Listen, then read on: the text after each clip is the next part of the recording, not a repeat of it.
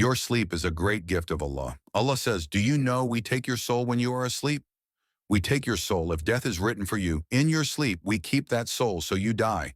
And if death is not written soon as someone wakes you up, we send that. Or soon as you wake up, we send the soul back, and you out again. This is the explanation in the Quran. Allah subhanahu wa ta'ala says this in verse number 42 of Surah Zumar. If you read it, you'll get a shock. It means sleep is a small death, a certain type of extraction of the soul. How Allah knows best, He didn't give us details, but medicine cannot explain it. That's one thing, I can guarantee it cannot explain it fully. It might come up with a little bit here and there, but never fully. They won't tell you how you dream and what happens, and so on perhaps just ideas and suggestions, but guaranteed answer. No, subhanAllah, this is Allah's gift. Allah says they won't know amazing. So Allah says in that verse, number 42, it is Allah who takes the souls away at the time of the death. Allah takes them away, and He takes the souls away of those who have not died whilst they are asleep. So He keeps the souls of those whom death has been written in their sleep, and the others He sends them back for a fixed portion of time. This is a power of Allah.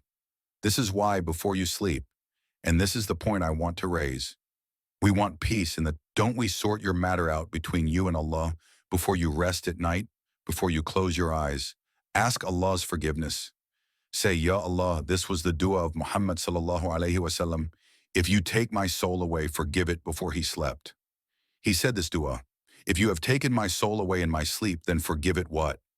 And if you are going to send my soul back, then protect it with the same protection that you protect your righteous slaves by what a powerful dua.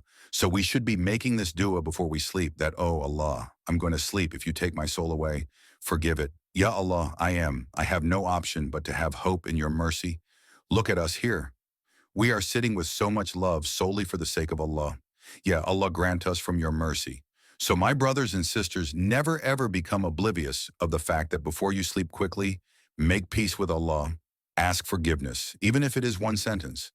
But make that peace with Allah subhanahu wa ta'ala. You never know, it might be the last time that you are going to close your eyes.